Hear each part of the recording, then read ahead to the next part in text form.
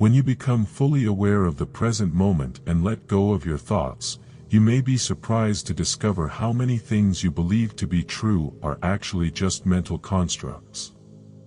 The past and future disappear, as do the distinctions between the observer and the observed, the subject and the object, the experiencer and the experience.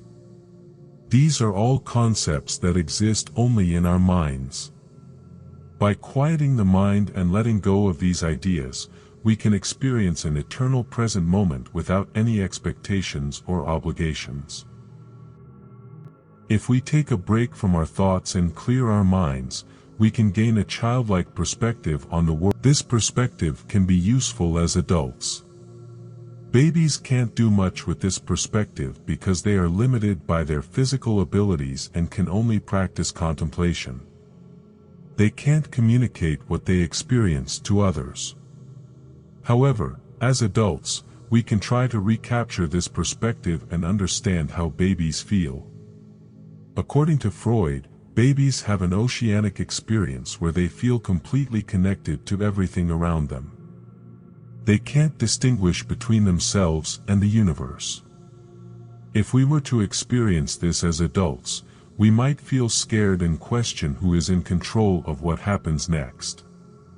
This is because we are used to thinking of the world in terms of controllers and controlees, but this is just a myth.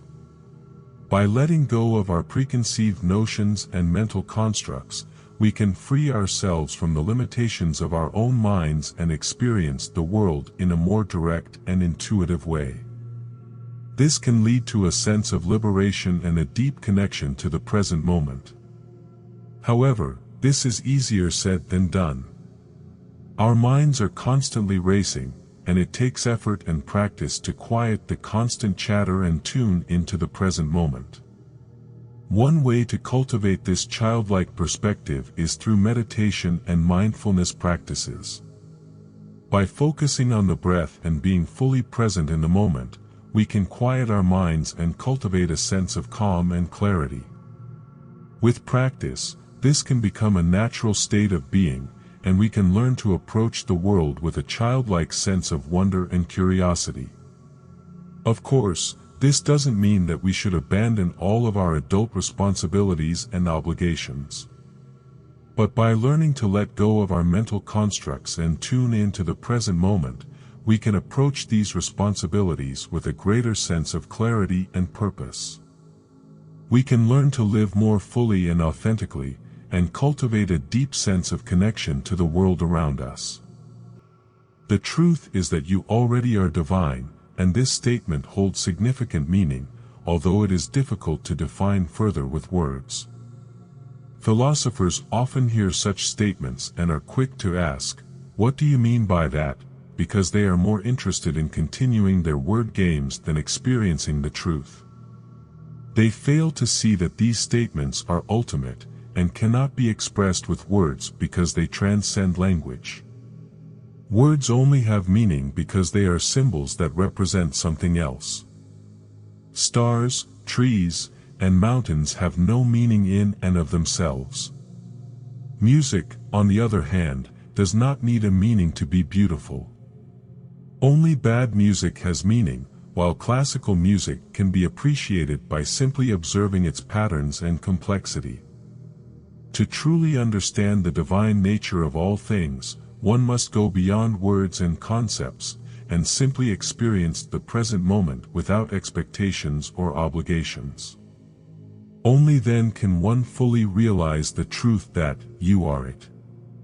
At this point, one may wonder what lies beyond the limitations of language and intellect. It is the realm of direct experience, the experiential dimension that is inaccessible to the grasping mind. One can only come to know the divine by surrendering the intellect and opening oneself up to the ineffable.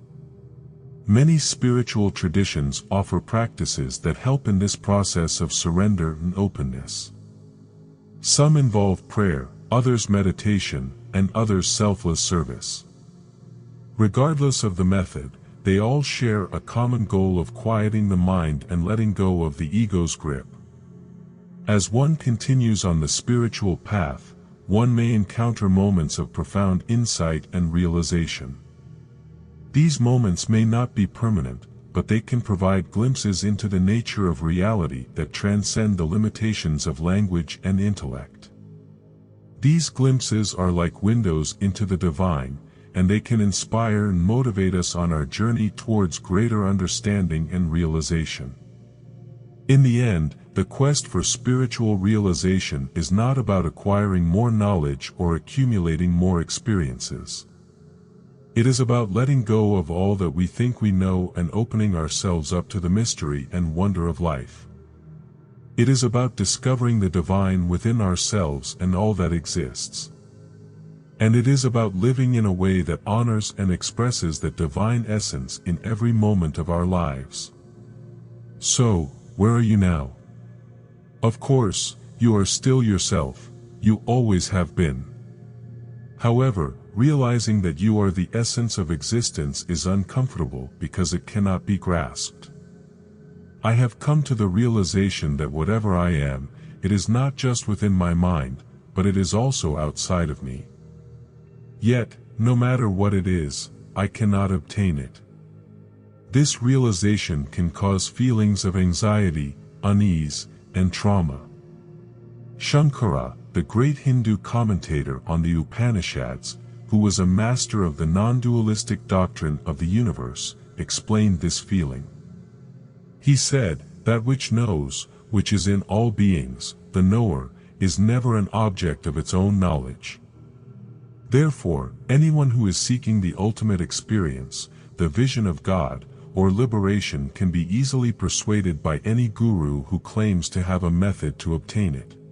Realizing that you are divine is not an easy concept to understand because it cannot be fully explained in words.